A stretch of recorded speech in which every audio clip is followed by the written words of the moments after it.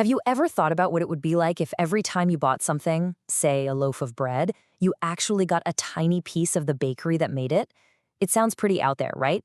But it's the core of a fascinating idea called property left. And today, we're going to break down exactly how it's supposed to work. Okay, so to get our heads around this, we have to start in the world of software. We all kind of know what copyright is, right?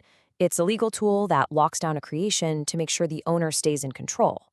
But then some clever people came up with copyleft, which does the exact opposite.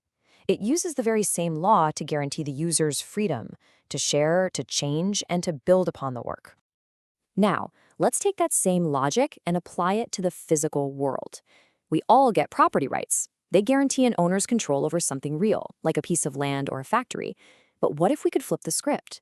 What if we could create a property left that uses property law to guarantee everyone's freedom to access the stuff we all need to live?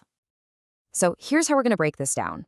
First, we'll dig into what a copyleft for property really means. Then we'll look at the philosophy behind it all, this idea of user ownership. After that, we'll get into the nuts and bolts with a blueprint called the for-product model. And finally, we'll step back and just imagine what a world built for product instead of for profit might actually look like. All right, let's jump right into part one, this core idea. To really get what property left is trying to do, we have to be super clear on the difference between two kinds of sources. You know, copyleft, the kind that powers open source software, is all about what they call immaterial sources. These are the things you can't touch: the source code for an app, the blueprints for a machine, the recipe for a cake. Copyleft is all about making sure you get a copy of the recipe, so you're free to bake that cake yourself, or even make it better. Property left takes that exact same philosophy and just applies it to material sources. We're talking about the actual physical stuff you need: the farmland, the factory, the tools, the water rights. The goal here isn't just to give you the recipe, it's to give you a tiny piece of ownership in the kitchen itself. And here is the crucial flip. Normally, property rights are like a gate.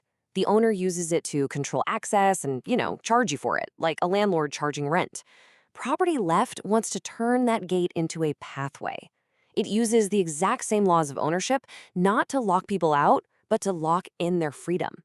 To guarantee that the more you use the system, the more of it you own. It's a really clever reversal for sure, but it does make you ask the question, okay, but why? What's the end game here? What problem is this actually trying to solve? To get that, we need to look at the philosophy that's driving this whole idea. And that brings us to the big idea behind property left, a really powerful concept called user ownership. The core idea, which actually grew out of the free software movement, is really simple when you boil it down.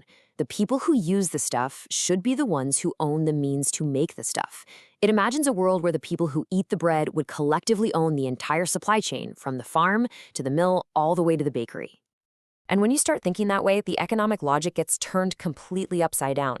I mean, think about it. Rent doesn't exist if you own your house. Profit, as we know it, disappears if you own the whole supply chain, because you're not really buying something, you're just paying for the cost to produce it. You get the future fruit just by owning the orchard today.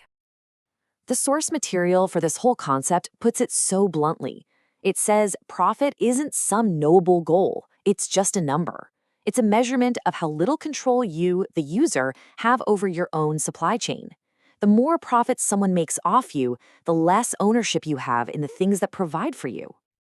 Okay, but this raises a really critical, really fair question. If all the focus is on the user, what happens to the worker? In a worker co-op, the workers are in charge. Here, it's the users. So how do workers not get the short end of the stick? Well, the philosophy here is that looking at it as worker versus user is the wrong frame, because we're all both, right? A baker still needs to eat and have a place to live. So this model argues the best way to protect the worker is to first protect them as a user. When your basic needs are met because you have ownership in the systems that provide them, the whole power dynamic of a traditional job just changes completely.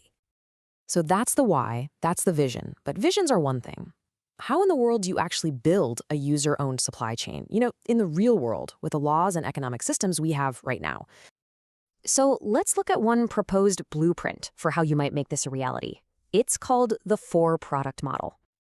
So it all starts with a funding phase. You can almost think of it like a community Kickstarter, but for physical assets. Let's say a neighborhood wants to buy a local farm. They could create a digital coin for every square meter of that farm. People buy the coins, and that money is used to buy the land, which is then held by the community, not for profit, but for product. Okay, this next part is super important because it introduces the 4 building blocks of the whole system. Let's walk through them. You've got coins, which are just for that initial fundraising. Then you have tickets, which is how a user requests something, like pre-ordering a loaf of bread. Then there are contracts, which represent the actual work the baker does to make that bread.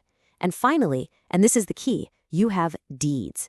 A deed is like your little share of stock. It's your tiny piece of ownership in the whole operation.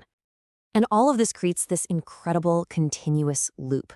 It starts with users requesting stuff by getting tickets. Workers then fulfill those requests by completing contracts. And here's the magic bit.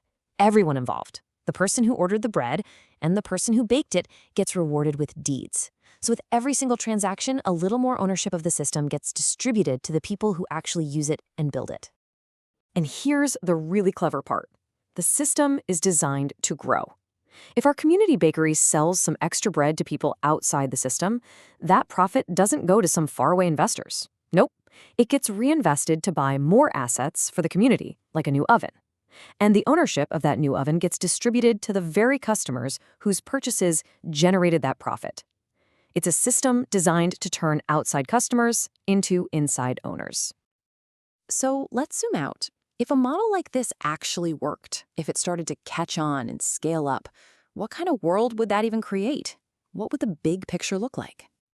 Well, the vision is one of hyper-local, super resilient communities. Supply chains would be governed by the people who actually depend on them.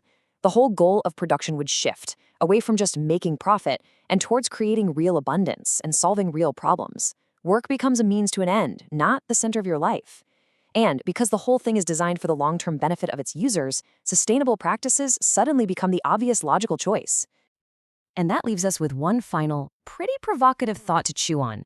Our entire global economy, for the most part, is built on the logic of for-profit. This model proposes a totally different way, a world organized for product. It makes you wonder, is profit really the only engine that works, or is it just a symptom of a system where we don't own the sources of our own survival? What would it really take to make that shift?